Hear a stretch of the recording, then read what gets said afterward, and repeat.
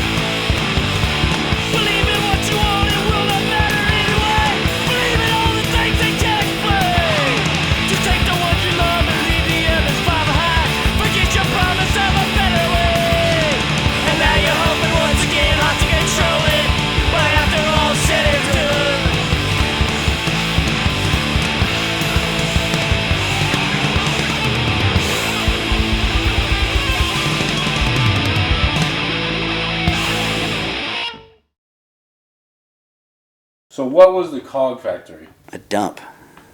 The dirtiest shithole place you'd ever seen in your life. Big concrete hole filled with tetanus. It felt like you were going to die. There was likely disease in the water. Crusty. I swear it was just held together by cockroaches. It's a smell that I'll never forget. It was a dump, but it was our dump. It's this dirty ass room. There's the fucking toilets don't work. There's stickers on the walls. You leave and there's this goo on your shoes that you can't get off, and you actually have to scrub it off with a brush. We used to call it cog goo. Cog goo. Remember cog goo?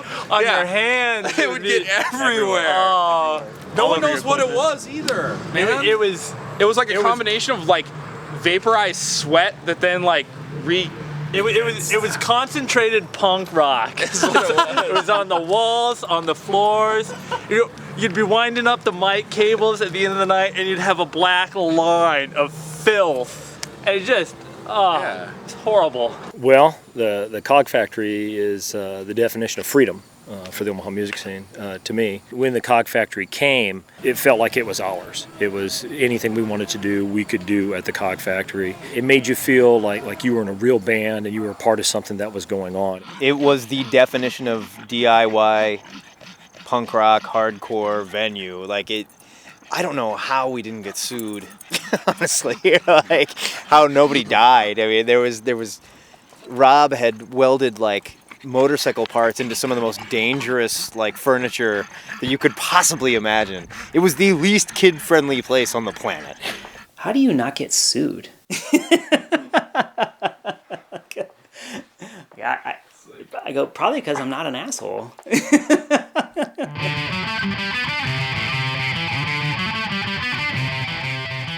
Started getting the ball rolling in 92. Started getting it going, right? It took over a year to get that thing really off the ground. I mean, 92, really? I mean, that's my first year at college, and, they made you sign up for an email. What the fuck is email? I actually did go down to the city, and I remember having a really difficult time describing what it is that I was doing to people at the city, and them having a difficult time understanding what I was talking about. And I think that's to my fault. I couldn't really put it in words, because if you went to the city now and said, "Hey, I'm going to start an all ages music venue," oh, okay, yeah. But back then, the people I was talking about, so it's a bar? No, it's not a bar. It's a music club that's not a bar. Yeah. How do you? It was very. I think it was a real surprise to a lot of city people that I was talking to that there was bands that existed in the world that would play and not get paid. It was interesting. It was a real eye-opener to learn that people honestly thought that didn't exist. Because to them, a band is you go to the fair and see 38 Special, and that's a band, right? And the only bands in the world are the ones you hear on the radio. I mean, it was really interesting. It was a real interesting experiment to see how much older people at the time, didn't know, which was, I don't know if it's ironic or not, but it was motivating. Like, wow, this is more underground than I thought, you know? It's actually made it cooler. Like, geez, I thought you kind of knew everything we did, and you have no idea. I don't understand how we got away with what we got away with for so long. And the funny part was, like, back in the day, we're like, man, why is the city and the cops, why are they being such assholes? And, like, looking back, I'm like, I wouldn't let my kids go there. Jesus Christ. You know, like, it's sharp metal and two assholes built the stage, you know, and, like, they've got this little tree house where they put the sound booth and the Silence of the Lambs bathroom, you know, like, full of gore and feces. And, I mean, I don't know what it was, but it was a living, breathing thing. To me, it was so interesting because it's like when you take, it's like everybody's like adult's nightmare. It's like taking all these kids that everyone's afraid of, or like they're not your stereotypical like jock or, you know, smart kid, and like putting them all in one place where you think there's going to be extreme chaos. Like they're going to lock them all in a cage and kill each other. But it was like the complete opposite. It was like, for once they felt like they could just relax and be themselves and have a good time, and they all respected each other because of that.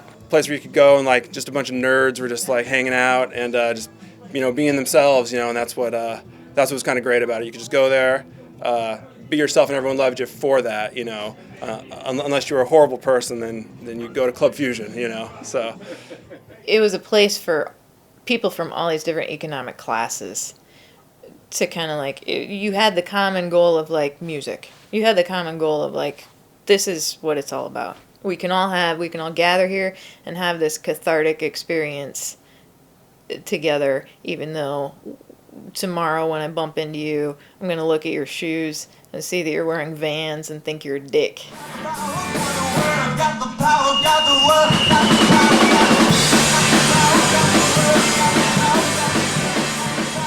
I think a big reason why it was important was that anybody could play there. It wasn't ever a contest to like, do you bring in enough people to play there? Like, we would go ahead and you could play there. Like, anybody could play there. It was totally egalitarian that way. The reason why it worked is because I wasn't there to promote what I liked at all. I mean, the only agenda was just to provide a place where everybody could do whatever they wanted and see whatever they wanted. Come to me with what you want to do, and I'll help you logistically. This isn't a punk club in the sense of punk music. This isn't a metal club. This isn't an acoustic club. This isn't an indie club. It's everything.